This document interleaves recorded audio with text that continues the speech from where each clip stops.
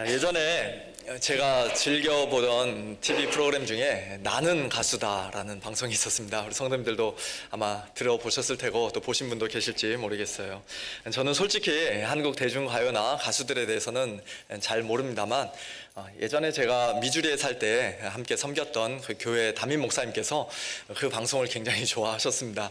그래서 주일날 함께 예배를 드리고 또 성경 공부하고 셀 모임하고 여러 가지 이제 주일 사역들을 다 마친 후에 매주일은 아니고요, 가끔 저희 식구들이 함께 담임 목사님 댁으로 저녁에 놀러 가서 어른들은 같이 그 나는 가수다 프로를 보고 아이들은 또 아이들끼리 같이 놀고 하면서 두 가정이 이렇게 즐거운 교제 시간들을 종종 가지고는 했습니다.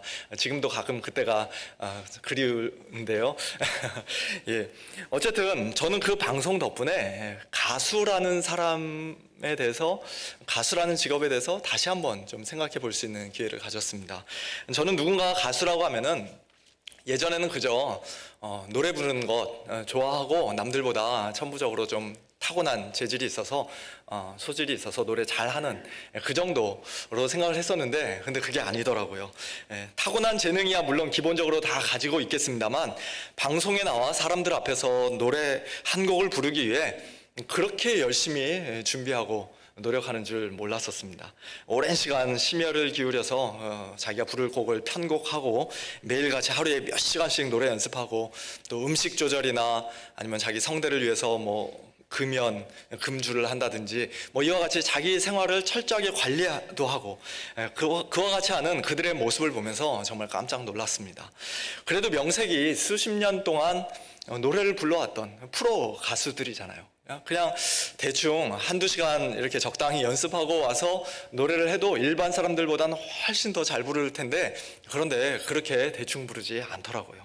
노래 한 곡을 완벽하게 부르기 위해 또 청중들에게 큰 감동을 주기 위해 오랜 시간 최선을 다하고 정말 연습에 연습을 다하고 드디어 무대에 올라갈 때도 끝까지 긴장을 늦추지 않고 심호흡 크게 하면서 이렇게 무대에 올라가는 그런 모습을 보면서 저는 목사로서, 설교자로서 참 너무나 부끄러웠습니다. 설교 한 편을 저렇게 최선을 다해서 준비해야 되는데, 우리 성도님들 앞에서 말씀을 전하고 또 성도님들 사랑과 기도로 섬기는 일에 정말 목숨 걸어야 하는데, 나는 목사다라고 자신 있게 말할 수 있을까라는 그런 생각을 저도 했고 옆에 계신 담임 목사님도 같이 그런 생각을 하면서 이렇게 도전을 받으면서 회개하는 마음으로 그 나는 가수다 프로그램을 봤던 기억이 납니다. 나는 가수다, 나는 목사다, 또는 나는 아빠다, 나는 엄마다, 나는 남편이다, 아내다, 한국인이다, 미국인이다, 그와 같이 내가 누구인가를 한마디로 표현할 수 있을 때 우리는 그것을 정체성이다 라고 그렇게 이야기를 하죠. 나의 아이덴티티입니다. 그리고 그런 정체성이 분명하면 분명할수록 그에 걸맞는 삶, 그에 합당한 삶을 우리가 살아갈 수가 있게 됩니다. 우리의 어린 자녀들이나 손주들이 왜 학교에서 공부하는 것보다, 또 학교 숙제하는 것보다 게임하는 걸 그렇게 좋아할까요? 물론 게임이 공부보다 훨씬 더 재미있어서이기도 하겠습니다만, 그래도 나는 학생이다라는 정체성이 우리 자녀들에게 분명하다면, 더 나아가 학생의 때는 다른 무엇보다도 공부하고 배워야 할 때니까 지금 열심히 공부해서 나중에 의사가 되겠다, 나중에 엔지니어가 되겠다, 나중에 선생님이 되겠다, 그래서 다른 사람들을 도와주고 또 하나님께 영광 올리든 그런 사람이 되어야겠다라는 자기 삶의 방향과 목적이 분명하다면, 아무리 게임이 재밌어도 우리 아이들이 좀 자신을 절제하고 이렇게 공부하는데 좀 더 열심을 내지 않을까, 좀 더 즐겁게 공부하지 않을까, 그런 생각을 해봅니다. 제가 아이들한테 너무 많은 것을 바라고 있나요? 예. 나는 가수다도 마찬가지고 나는 목사다도 마찬가지입니다. 정체성을 분명히 가지는 것이 중요합니다. 정체성이 흐릿하고 흔들리면 가수는 가수답지 못하게, 목사는 목사답지 못하게, 부모는 부모답지 못하게 살아갈 수밖에 없습니다. 그렇다면 오늘 이 시간 주일 예배를 드리고 있는 저와 여러분이 공통적으로 가지고 있는 정체성은 무엇입니까? 오늘이 3.1절 101주년이 되는 날인데요. 이 자리에 계신 분들은 미국 시민권자든지 한국 시민권자든지 상관없이 다 나는 한국인이다 라는 그런 자랑스러운 정체성을 가지고 계실 줄로 생각합니다. 그런데 그것은 사실 한국 사람이라면 누구나 다 가지고 있는 정체성이죠. 이 자리에 안 계셔도 한인회에 모이는 한국 분들이라면 누구나 다, 또 이 미국 땅에 살아가는 한국 이민자들이라면 누구나 다 가지고 있는 그러한 정체성입니다. 특별히 우리에게만 해당되는 공통의 정체성은 아닌 것 같아요. 오늘 이 자리에 함께 모여 예배드리고 있는 저와 여러분, 서문교회 성도님들이시든지 아니면 오늘 잠시 잠깐 방문하신 분들인지 상관없이 오늘 이 자리에 계신 분들이 대부분 함께 공유하고 있는 공통의 정체성은 무엇보다도 나는 성도다, 나는 그리스도인이다 라는 정체성일 것입니다. 그렇다면 누가 성도입니까? 우리는 어떤 사람을 보고 저 사람은 그리스도인이다 라고 이야기를 합니까? 사람마다 또 보는 관점에 따라 여러 가지로 대답할 수 있을 것입니다. 예수님 믿는 사람, 교회에 등록한 사람, 세례 받은 사람, 매 주일 빠지지 않고 교회에 나와서 예배 드리는 사람, 또 예수님 말씀대로 순종하며 살려고 애쓰는 사람, 등등 여러 가지로 이야기할 수 있을 텐데요. 오늘 본문 1절에서 사도 바울은 우리 성도들의 정체성을 이렇게 정의하고 있습니다. 너희가 그리스도와 함께 다시 살리심을 받았으면, 즉 우리 성도들은 그리스도와 함께 다시 살리심을 받은 자다, 그런 사람이 그리스도인이다 라고 말씀하고 있는 것입니다. 다시 살리심을 받았다는 것은 이미 우리가 한번 죽었던 적이 있었다는 것을 전제하고 있는 말이죠. 죽어야 다시 살 수 있으니까요. 그래서 3절에서는 너희가 죽었다라는 말씀도 하고 있습니다. 우리 성도님들, 여러분은 죽었다가 다시 살아난 사람들 맞으십니까? 예. 누군가가 우리 주변에 죽었다 다시 살아났다고 한다면 그런 사람은 TV에도 나오고 뉴스에도 나오고 떠들썩한 아주 유명한 인사가 되었을 텐데요. 저는 우리 가운데 그렇게 유명한 분 아직 만나보진 못했습니다. 하지만 성경은, 사도 바울은 우리 성도들이 분명히 이미 죽었고 또한 다시 살리심을 받았다고 분명히 말씀합니다. 그것도 우리 혼자 조용히 개인적으로 아무도 모르게 그렇게 죽었다 살아난 게 아니라 그리스도와 함께 죽었고 그리스도와 함께 다시 살리심을 받았다고 말씀합니다. 성경 말씀을 몇 구절 좀 살펴보겠습니다. 로마서 6장 6절과 8절 말씀 보시면, 우리가 알거니와 우리의 옛사람이 예수와 함께 십자가에 못 박힌 것은 죄의 몸이 죽어 다시는 우리가 죄에게 종노릇하지 아니하려 합니다. 만일 우리가 그리스도와 함께 죽었으면 또한 그와 함께 살 줄을 믿는다고 말씀합니다. 갈라디아서 2장 20절 우리가 다 잘 알고 유명한 말씀이죠. 내가 그리스도와 함께 십자가에 못 박혔나니, 죽었나니, 그런즉 이제는 내가 사는 것이 아니요 오직 내 안에 그리스도께서 사시는 것이라. 골로새서 2장 12절 너희가 세례로 그리스도와 함께 장사되고, 이미 죽어서 장사되고 또 죽은 자들 가운데서 그를 일으키신 하나님의 역사를 믿음으로 말미암아 그 안에서 함께 일으키심을 받았다고 말씀합니다. 과거형으로 말씀하고 있어요. 이미 죽었고 이미 일으키심을 받았다. 우리가 정말 죽었다 살아났다는 이 사실을 피부로 전혀 느끼지 못하며 살아갈 수 있습니다. 날마다 생생하게 의식하며 살지 못할 수도 있습니다. 하지만 예수님을 참되게 믿는 성도라면 누구나 다 객관적으로 이미 예수님과 함께 죽었고 예수님과 함께 다시 살리심을 받았다라고 성경은 분명히 말씀합니다. 그것을 그리스도와의 연합이라, Union with Christ라는 말로 이렇게 부르고 있습니다. 예수님과 하나가 되었다는 것이죠.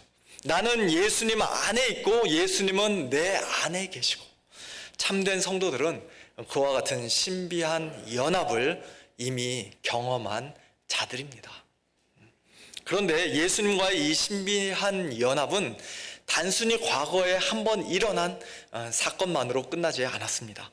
우리가 과거에 예수님과 함께 죽었고 예수님과 함께 다시 살아난 것 그 자체로도 이미 엄청난 사건이지만, 그러나 그것이 다가 아닙니다. 지금 현재에도 우리는 계속해서 예수님과 하나로 연합된 상태로 있는 것이에요. 그렇게 살아가는 것입니다. 그 현재 연합 상태에 대해서 사도 바울은 오늘 본문 3절에서 너희 생명이 그리스도와 함께 하나님 안에 감추어져 있다라고 그렇게 말씀합니다. 여기서도 역시 그리스도와 함께라는 그런 표현을 사용하고 있죠. 우리가 과거에 그리스도와 함께 죽고 그리스도와 함께 다시 살리심을 받아서 완전히 새로운 생명, 영원한 생명을 부여받았는데, 그 생명이, 우리가 받은 그 새 생명이 지금 이 시간에는 그리스도와 함께 하나님 안에 감춰져 있고 숨겨져 있다는 것입니다. 좀 어려운 말씀이라는 거 저도 잘 압니다. 우리의 생명이 그리스도와 함께 하나님 안에 숨겨져 있다는 것, 도대체 무슨 뜻일까요? 감추어져 있다는 것은 크게 두 가지 의미로 우리가 생각해 볼 수 있을 것 같습니다. 감추어져 있으면 우리 눈에 볼 수가 없죠. 첫 번째 의미는 보이지 않는다는 것이고, 두 번째는 안전하다는 뜻입니다. 첫 번째 의미에 대해서 샘 스톰스라는 목사님이 아주 좋은 예를, 꽃을 예를 들어서 이렇게 말씀하신 것을 제가 이렇게 책을 통해서 읽은 적이 있는데요. 우리 성도님들과 함께 좀 나누고 싶습니다. 여기 강대상에도 참 이렇게 앞에도 예쁜 꽃들이 있죠. 이 옆에 있는 꽃들은 이번 달에 우리 신영찬 집사님, 신미아 권사님께서 강단 헌화를 해주셨고, 또 우리 우리 양봉순 집사님께서 또 이렇게 예쁜 꽃으로 만들어 주셨습니다. 또 이 앞에 있는 꽃은 우리 명권사님께서 예쁜 난을 키워서 이렇게 기증해 주셨다고 들었습니다. 참 감사한데요. 그런데 이렇게 예쁜 꽃이 자기 스스로 혼자 필 수 있나요? 이렇게 예쁘게 꽃이 피기 위해서는 영양분이 필요하고 물이 필요하죠. 그런데 그 영양분과 물을 이 꽃이 자기 스스로는 만들어낼 수가 없습니다. 뿌리로부터 공급을 받아야 합니다. 다른 말로 하면 뿌리가 없으면 이 꽃은 존재하지가 않는 것이에요. 꽃은 필 수도 없고, 혹시 피었다 하더라도 뿌리가 없어져 버리면 이 꽃은 금세 죽어버리고 맙니다. 그러므로 이 꽃의 생명은 어디 있는가 할 때 이 꽃 자체에 있다기보다는 뿌리에 있다라고 우리는 말할 수 있을 것입니다. 그런데 이렇게 중요한 뿌리는 저 땅속에 있기 때문에 우리 눈에 보이지 않아요. 우리 눈에 보이는 것은 겉으로 드러난 이 꽃입니다. 마치 그와 같이 우리의 생명이 하나님 안에 감추어져 있다는 말씀의 의미가 그렇다는 것이죠. 샘 스톰 목사님은 그렇게 이야기를 하고 있습니다. 우리의 진짜 생명, 새로운 생명, 영원한 생명은 지금 저 하늘에 계신 하나님 보좌 우편에 계신 그리스도와 함께 있는데, 더 나아가 그리스도께서 곧 우리의 생명이신데, 4절에서는 또 그렇게 말씀하죠. 그 생명이 지금은 하나님 안에 감춰져 있기 때문에 사람들 눈에는 보이지가 않는다는 것입니다. 보이지 않으니까 이 세상 사람들은 자기들과는 전혀 다른 새 생명을 가지고 살아가는 우리 크리스찬들을 이해할 수도 없습니다. 크리스찬들이 뭔가 자기들하고는 좀 다르다는 것을 느끼기는 하는데, 왜 다른 것인지, 또 어떻게 그런 다른 모습으로 살아갈 수 있는지 그들은 전혀 알지 못합니다. 보이지 않으니까요. 그 생명이 죄의 종노릇하며 살지 않고, 이 세상의 가치관을 따라 살지 않고, 자기를 희생하면서까지도 다른 사람을 참되게 도우려는, 헌신적으로 돕고 사랑하는 그와 같은 참된 성도들, 성숙한 성도들의 그 능력이 도대체 어디서부터 오는 것인지 이 세상 사람들은 알 길이 없습니다. 우리 성도들은 그러나 알고 있죠. 그것이 어디서부터 오는 것인지 알고 있습니다. 우리 자신으로부터 나오는 것이 아니라 저 위로부터, 그리스도와 함께 감추어져 있는 하나님 안에 있는 그 생명으로부터 나온다는 것을 우리는 알고 있습니다.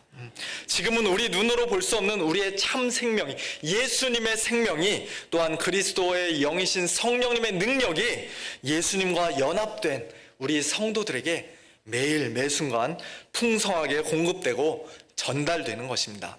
그렇기 때문에 우리가 이 땅에 살아갈 때 그리스도의 향기를 날리는 아름다운 꽃과 같이 그런 모습으로 살아갈 수가 있는 것이죠.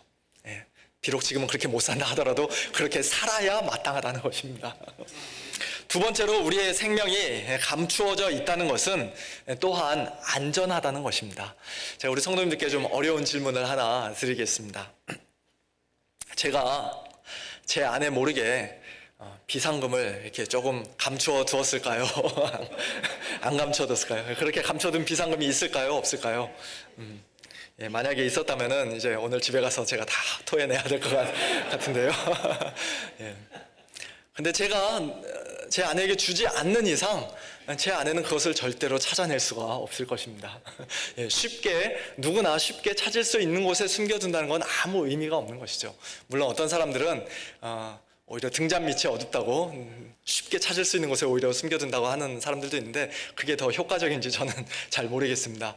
어쨌든 중요한 것은 제가 비상금을 감춰뒀느냐 안 뒀느냐가 아니라, 또 그것을 어디다 숨겨놨냐, 얼마나 숨겨놨냐가 중요한 게 아니라, 우리의 생명이, 우리의 참된 생명이 지금 하나님 안에 감추어져 있기 때문에 그것이 너무나도 안전하다는 것입니다. 예수님과 함께 다시 살리심을 받을 때 새롭게 받았던 우리의 그 생명을, 영원한 생명을 아무도 훔쳐갈 수 없고 빼앗아갈 수 없다는 것입니다. 요한복음 10장 28절, 29절, 30절에서 예수님께서 이렇게 말씀하십니다. 내가 그들에게 영생을 주노니 영원히 멸망하지 아니할 것이요 또 그들을 내 손에서 빼앗을 자가 없느니라. 그들을 주신 내 아버지는 만물보다 크심에 아무도 아버지의 손에서 빼앗을 수 없느니라. 나와 아버지는 하나니라. 저와 여러분의 생명은 지금 하늘에 계신 그리스도와 함께 하나님 안에 감추어져 있음을 믿으시기 바랍니다. 사람들 눈에는 보이지 않아 그들이 우리를 도무지 이해하지 못하지만 우리는 그 하늘 생명의 능력으로 하루하루 살아가는 자들입니다. 또한 그 생명은 지금 아무도 빼앗아가지 못하도록 가장 안전한 곳에 감춰져 있습니다. 사탄도 우리의 그 생명을, 영원한 생명을 빼앗아갈 수 없고 이 세상도 우리에게서 그 생명을 빼앗아갈 수가 없습니다. 이 사실이 우리에게 얼마나 큰 위로가 되는지 모르겠습니다. 지금까지 과거와 현재 우리 그리스도인들의 정체성에 대해서 잠시 살펴봤는데요. 이제 마지막으로 우리 그리스도인들의 미래의 정체성에 대해서 한번 생각해 보겠습니다. 4절에서 사도 바울은 이렇게 말씀합니다. 우리 생명이신 그리스도께서 나타나실 그때에 너희도 그와 함께 영광 중에 나타나리라. 우리 생명이 지금은 하나님 안에 숨겨져 있지만 마지막 날 예수님께서 나타나실 때, 우리의 생명이신 예수님께서 나타나실 때, 즉 재림하실 때, 그때 우리도 그와 함께, 그리스도와 함께 영광 중에 나타나게 될 것이라고 말씀합니다. 예수님만 혼자 영광 중에 구름 타고 재림하시는 것이 아니라 예수님과 하나로 연합된 우리 성도들 역시도 영광 중에 나타나게 될 것입니다. 그날에는 예수님께서 이미 들어가 계신 그 영원한 영광에 우리도 함께 들어가게 될 것이고, 예수님께서 지금 입고 계신 그 영광스러운 부활의 몸을 우리도 함께 입게 될 것입니다. 사도 요한은 요한일서 3장 2절에서 그것을 이렇게 말씀합니다. 사랑하는 자들아, 우리가 지금은 하나님의 자녀라. 장래에 어떻게 될지는 아직 나타나지 아니하였으나 그가 나타나시면, 예수님 재림하시면 우리가 그와 같게 될 것이다 라고 말씀합니다. 예수님처럼 우리도 영광스럽게 될 것이라고 말씀합니다. 고린도전서 15장 51절 이하에서 사도 바울은 동일한 말씀을 하고 계세요. 보라, 내가 너희에게 비밀을 말하노니 우리가 다 잠잘 것이 아니요 마지막 나팔에 순식간에 호련히 다 변화되리니 나팔 소리가 나매 죽은 자들이 썩지 아니할 것으로 다시 살아나고 우리도 변화되리라. 이 썩을 것이 반드시 썩지 아니할 것을 입겠고 이 죽을 것이 죽지 아니함을 입으리로다. 아멘. 예, 해가 갈수록 점점 주름이 깊어지고 또 여기저기 쇠약해져 가는 그런 몸 때문에 너무 슬퍼하지 마시길 바랍니다. 그런 몸이 우리의 진짜 모습이 아니고 또 우리의 마지막 모습도 아닙니다. 저도 작년 봄부터 아주 급격하게 제 머리가 많이 빠져나가고 있는데요. 그러나 너무 슬퍼하지는 않습니다. 왜냐하면 다시는 썩지 않고 다시는 죽지 않을 부활의 몸, 영원한 몸이 해처럼 찬란히 빛나는 그러한 영광스러운 몸이 지금 그리스도와 함께 하나님 안에 감춰져 있기 때문입니다. 그리고 장차 예수님께서 이 땅에 다시 오시는 날, 이 세상 마지막 날, 그 영광스러운 부활의 몸을 주님께서 우리에게 선물로 주시고 우리는 그와 같은 몸으로 다시 갈아입게 될 것을 분명히 믿기 때문입니다. 사랑하는 성도 여러분, 이것이 바로 나는 성도다, 나는 그리스도인이다 라는 정체성을 가진 저와 여러분의 과거, 현재, 그리고 미래의 모습입니다. 남들 눈에는 혹 우리가 별 볼 일 없어 보이고 다른 사람들이 또 우리를 도무지 이해하지 못한다 하더라도, 이해하지 못하니까 우리를 무시하고 또 심지어는 박해한다 할지라도 우리는 그렇게 시시한 사람들이 아닙니다. 우리는 그리스도와 함께 그리스도와 하나로 연합된 존귀한 자들입니다. 과거에 우리는 골고다 언덕에서 이미 그리스도와 함께 십자가에 못 박혀 죽었고 또 빈 무덤에서 예수님과 함께 다시 살아났습니다. 지금 우리의 생명은 하나님 보좌 우편에 앉아 계신 그리스도와 함께 하나님 안에 감춰져 있습니다. 또한 장차 우리 생명이신 그리스도께서 다시 오실 때 우리도 그리스도와 함께 영광 중에 나타나고 영광스러운 부활의 몸을 입게 될 것입니다. 오늘 우리가 이 사실을 분명히 믿는다면, 성도로서의 이러한 우리의 정체성이 흔들리지 않고 분명하게 서 있다면 이제 우리가 이 땅에서 어떻게 살아야 할지는 너무나도 분명하죠. 지금 그리스도께서 계신 곳, 우리의 진짜 생명이 있는 곳, 저 하늘을 바라보고 추구하고 거기에 마음을 두는 삶을 사는 것입니다. 그것을 1절에서 사도 바울은 위의 것을 찾으라는 그런 말로 말씀하고 계시고, 또 2절에서는 위의 것을 생각하고 땅의 것을 생각하지 말라는 말씀으로 우리에게 권면하고 계십니다. 이것은 단순히 공간적인 하늘을 가리키는 그런 말씀이 아니에요. 고개 숙여서 맨날 땅만 보고 다니지 말고 가끔 고개를 높이 들어서 하늘에 구름도 좀 쳐다보고 그렇게 여유 있게 여유를 가지면서 살라는 그런 말씀이 아닙니다. 또한 이 말씀은 우리가 이 세상에서 하던 일들 그냥 다 팽개치고 하루아침에 선교지로 훌쩍 떠난다든지 신학교에 들어가서 목사가 되어야 된다든지 그와 같은 말씀도 아닙니다. 이 세상 관심은 다 끊어버리고 오로지 그냥 말씀만 기도에만 전념하는 그런 삶을 살라고 하시는 말씀도 아닙니다. 심지어는 이 세상에서 우리의 가정생활이나 직장생활이나 사회생활은 어차피 열등하고 세속적인 것이니까 그런 것들은 좀 대충 해도 괜찮고, 그보다 훨씬 더 고상하고 영적인 우리 신앙생활, 교회생활, 예를 들면은 성경 읽고 기도하고 예배드리고 헌금하고 봉사하고 전도하는 그와 같은 일들은 최선을 다해서 열심히 해야 한다는 그런 말씀도 아닙니다. 예, 우리가 간혹 그렇게 이원론적으로 생각할 때가 많이 있는데요. 그러나 그렇지 않습니다.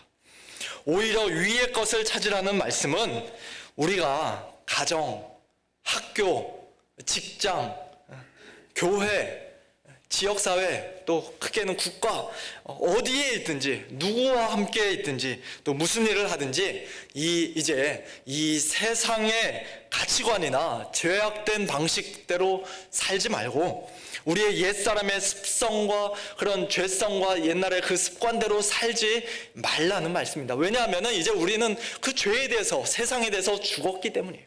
우리의 옛사람은 이미 십자가에 못 박혀 죽었기 때문입니다. 그러니까 그대로 그 모습대로 살지 말라는 것입니다.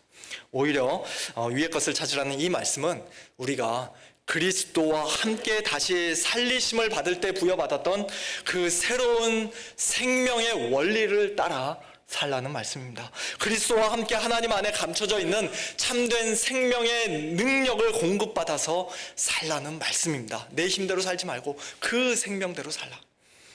그리스도의 영으로 우리 안에 내주하시는 성령님을 매일 매순간 의지하고 그 인도하심을 따라 살라는 말씀입니다. 하나님 나라의 왕으로서 지금 하나님 보좌 우편에 앉아 계신 예수 그리스도의 그 통치와 다스리심에 겸손히 순종하며 하나님 나라의 백성답게, 하나님 나라의 백성다운 그 삶의 방식대로 살라는 것입니다. 위의 것을 찾으라와 똑같은 의미로 예수님은 마태복음 6장 33절에서 이렇게 말씀하셨습니다. 그런즉 너희는 먼저 그의 나라와, 하나님의 나라와 그의 의를 구하라. 그것을 먼저 찾으라. 그리하면 이 모든 것을 너희에게 더해 주시겠다. 사도 바울은 고린도전서 10장 31절에서 또 이렇게 말씀합니다. 그런즉 너희가 먹든지 마시든지 무엇을 하든지 다 하나님의 영광을 위하여 하라. 먹고 마시는 것은 너무나 세속적이고 참 시시한 일이니까 그런 것은 대충 아무렇게나 해도 된다고 말씀하지 않으시죠. 먹고 마시는 것뿐만 아니라 무엇을 하든지 우리는 다 하나님의 영광을 위하여 해야 되고 또 그와 같이 할 수 있습니다. 위의 것을 찾으며 위의 것을 생각하며 우리는 살아가야 하는 자들입니다.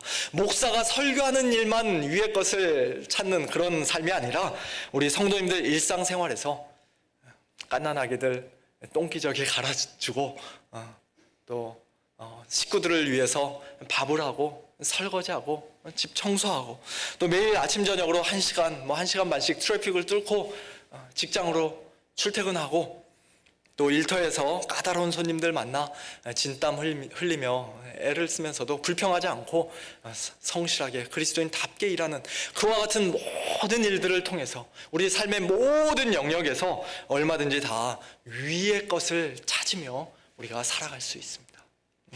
오늘 예배 끝나고 집에 돌아가시면 골로새서 3장 5절부터 4장 앞부분까지 한번 여러분들 꼭 읽어보시길 바랍니다. 거기 보시면요, 우리 크리스찬들이 교회에서, 가정에서, 일터에서, 이웃들과의 관계에서 위의 것을 찾고 위의 것을 생각한다는 게 구체적으로 어떤 것인지, 우리가 무엇을 생각해야 되고 무슨 말을 해야 되고 또 어떤 식으로 살아야, 행동해야 하는지 굉장히 자세하게 사도 바울이 말씀하십니다. 한번 꼭 읽어보세요. 이제 오늘 말씀을 맺겠습니다. 저는 지난 몇 주 동안 계속해서 2020년도 올 한 해 우리 교회 표어인 예수를 바라보자 라는 그 주제로 말씀을 전하고 있습니다. 오늘은 위의 것을 찾으라는 제목으로 말씀을 전했지만은 가만히 생각해 보면 사실 그 말씀, 오늘 말씀 역시도 예수를 바라보자라는 그 큰 주제 안에 들어간다고 할 수 있을 것 같아요. 저 위가 우리가 소위 천국이라고 하는 저 위가 황금길로 되어 있고 다이아몬드가 넘쳐나는 먹을 것이 풍부한 그렇게 너무나 좋은 곳이기 때문에 우리가 위의 것을 찾는 것이 아니죠. 또는 위의 것을 찾으면 나중에 하나님께서 상급을 많이 주실 것이기 때문에 우리가 위의 것을 찾는 것도 아닙니다. 물론 우리가 지금 상상조차 할 수 없는 그런 귀한 상급 하나님께서 우리에게 주실 것이고 또 천국이 그 어떤 말로도 표현하거나 묘사할 수 없을 정도로 가장 아름답고 좋은 것임을 저는 분명히 믿습니다만, 그러나 그것이 우리가 이 땅에 살아가는 동안 위의 것을 찾는 삶을 살아야 하는 가장 큰 이유, 가장 큰 동기는 아닙니다. 우리가 위의 것을 찾아야 하는 진짜 이유는 지금 그곳에 우리가 사랑하는 예수님이 계시기 때문이에요. 예수님이 계시기 때문에. 그리스도께서 하나님 보좌 우편에 앉아 계시기 때문입니다. 예수님이 계시지 않는 천국은 천국이 아닙니다. 예수님과 아무 상관없는 상급은 우리에게 더 이상 상급이 아닙니다. 중요한 것은 어떤 장소나 상급이 아니라 바로 예수 그리스도이십니다. 그러므로 위의 것을 찾는다는 것은 지금 이 시간 위에 계신 하나님 나라의 왕으로서 하나님 보좌 우편에 계시는, 우리를 다스리시는 예수님을 바라보는 것입니다. 예수님께서 과연 무엇을 기뻐하시는가 깊이 생각하고, 예수님께서 공급해 주시는 그 새 생명의 능력으로, 성령의 능력으로 예수님 말씀에 겸손히 순종하며 살아가는 것입니다. 아무쪼록 나는 성도다, 나는 그리스도인이다, 이와 같은 분명한 정체성을 가지고 이 땅에서 매일 매순간 위의 것을 찾는, 다른 말로 하면 그리스도를 바라보는, 예수를 바라보는 복된 저와 여러분들 다 되시기를 우리 주님의 이름으로 축원합니다.